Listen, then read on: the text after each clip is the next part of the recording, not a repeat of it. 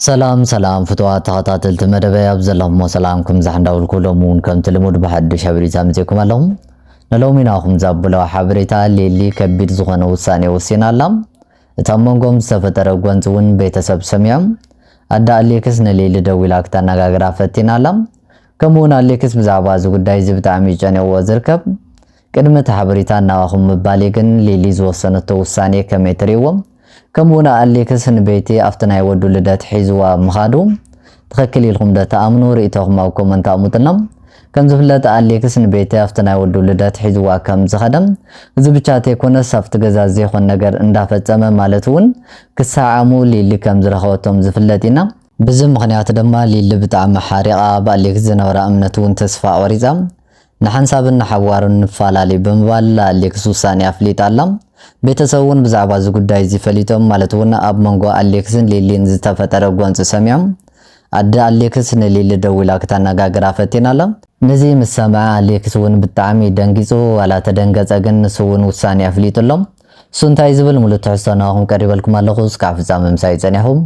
መደባተይ ንክትካፈሉ እንዳዓደንኹ ቅድሚያ ግን እዚ ቻናል ቤተሰብ ዝኾንኩም ላይክ ምግባር كمونا جاي زغنهم سبسكرايب نداغوركم بيتسابن كتغون لابو امباركس توا تخطاتلت مدبا افتمتو كم زغلت كلكم ليلينا اليكس تحدارهم اب كبير كناتات مالتون تبايسوم اب حما كناتات كم زنورو زفلتينا لمو دما بزعبهم بتعم حزن زخونه زينا اندات سمع زركب كم زفلت اليكس نبيتي افتنا يودو لدات حيزوا كم زخدم زبچاتي كونس اب غزو مالتون افتلي لتنورو لغزادما نبيتك سعما ليل كم زرخوتهم زفلتينا إذا لما نليل بتعامي حريقوا أبا أليكس زنبرا أمنتون مالتون كملاسيو تقوداي بنققر كفتحي زبال زنبرا أمنتون تسفا أوريزا لهم دما اسكع مجرشا مالتون حنسابن حوارون نفالا زبل وساني كمز وسانتيو زسمع زلو بيتساوون بزعبازو قداي زساميهم مالتون أب منقو أليكسنا ليلي زتفتر قوان زساميهم أدا أليكس نليل دويلان ناقاقيرات تالا ንሱ ድማ መንጎም ዝተፈጠረ ጎንፂ ማለት እውን ኣብ መንጎ ዘላ ፈላላይ ተናጋጊሮም ክፈትሕዎ ከም ዘለው ብምፍላይ ዝመጽእ ለውጢ ወይ ድማ ዝስተኻኸል ህይወት ስለዘየለ እታ መንጎም ዝተፈጠረ ጎንፂ ተናጋጊሮም ንክፈትሕዎ ነጊራታ ከምኡውን ብናይ ወዳ ተግባር ብጣዕሚ ከም ዝሓፈረት ማለት እውን ኣሌክስ ብዞም ዝፍጽሞም ዘለው ተግባራት ብጣዕሚ ከም ዝሓፈረት ደዊላ ድማ እቲ ኩሉ ነገር ከም ትነግሮያ ነጊራታ ዘላ ብዙ ጉዳይ እዚ ድማ ኣብ መንጎም ዝነበረ ማለት እውን ሊሊ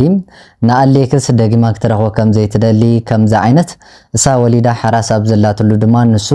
ከምዚ ኢሉ ምስካሊ ትጓል ርክብ ብምጅማሩ ንዓ ጠሊሙ ምስካሊ ትጓል ከምዛ ዓይነት ተግባር ብምፍጻሙ ድማ ብጣዕሚ ሓሪቓ ስለዘላ ክትሰማዕ ኻኣለቲ ንሳ እውን ናብ ወዳ ደዊላ ከም ተነጋግሮ ከም ትምዕዶያ ነጊራታ ዘላ ኣሌክስ እውን እዚ ምሰማዕ ብጣዕሚ ደንጊጹ ምክንያቱ ሊሊ ከምዛ ዓይነት ዘረባ ንፋላለይ ዝብል ካብኣ ክመጽእ ኢሉ ኣይተጸበየ ነይሩ በዚ ምክንያት ድማ ኣሌክስ ብጣዕሚ ደንጊጹ ኣብቲ ፕሮግራም ማለት እውን ሊሊ ኣብቲ ናይ ወዳ ልደት ዝነበረ ኣብኡ ዝነበረ ፕሮግራም ምስ ኣሌክስ ዝገብሮም ዝነበሩ ተግባራት ብጣዕሚ ተቆጢዓ ካብቲ ገዛ ከም ዘባረረቶም ማለት እውን ካብዚ ገዛ ከም ዘውፅቶም ዝፍለጥ ኢና ብድሕሪ ግን ኣሌክስ ደዊላ ኣነጋጊራቶ ነይራ ንሱ ድማ ድሕሪ ገዲማ ኣነ ናስኻ ምንም ዓይነት ርክብ የብልና ክረኽበካ ይደሊ ከምኡውን እቲ ዝነበረና ሓዳር እቲ ዝነበረና ግዜ ኣብዚ ጠጦ ካብል ኣብዚ ካብቃ ኣለዎ ስለዚ ኣነ ናስኻ ዝነበርና ግዜ ኣብዚ ኣብቅዕ ኣሎ ድሕሪ ገዲም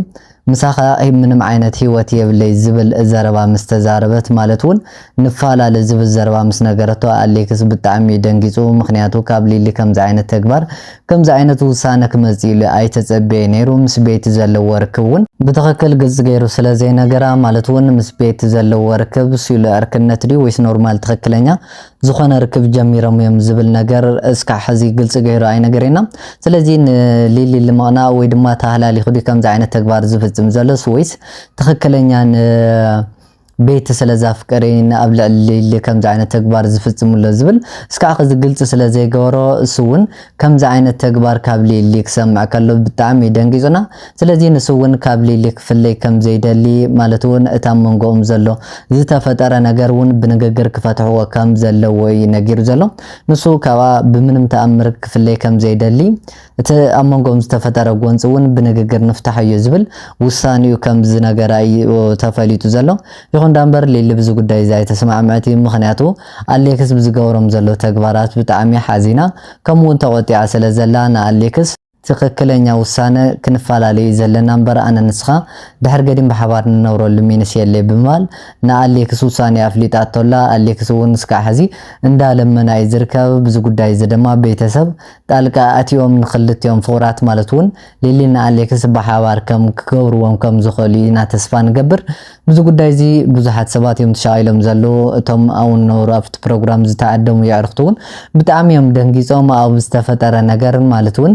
ኣሌክስ በይኑ ንክመጽእ ኣብቲ ፕሮግራም ተዓዲሙ ነይሩ ይኹን ዳምበር ኣሌክስ ምስ ቤት የኸይዱ በዚ ምኽንያት ድማ እታ መንጎም ማለት እውን እቲ ዝተዘጋጀ ፕሮግራም ብጽቡቕ ኣይሓለፈ ኣብ መንጎም ጎንጽ ተፈጢሩ ዘይምርዳእ ተፈጢሩ ንሱ ድማ ሌሊና ኣሌክስ ምስ ቤት ክሳዓም ረኺበዮ ብዝብል ኢና በዚ ምኽንያት ድማ እታ መንጎም ዝነበረ ጎንጽ ላብ ካሊእ ምዕራፊ ተሰጋጊሩ ዘሎ በዚ ምኽንያት ድማ ኣሌክስ ብጣዕሚ ጨኒኡ ወይ ይርከብ ንሎምናኹም ዘብልኩ ሓበሬታ ዝመስል ዝተፈላለዩ ሪቶ ሓሳብ ተሊኩም ኣብ ኮመንት ኣሙጡና ካሊእ ማንት ብኻሊእ ቪድዮ ስካን ረኸብ ድሓን ኩኑ ሰናይናኹም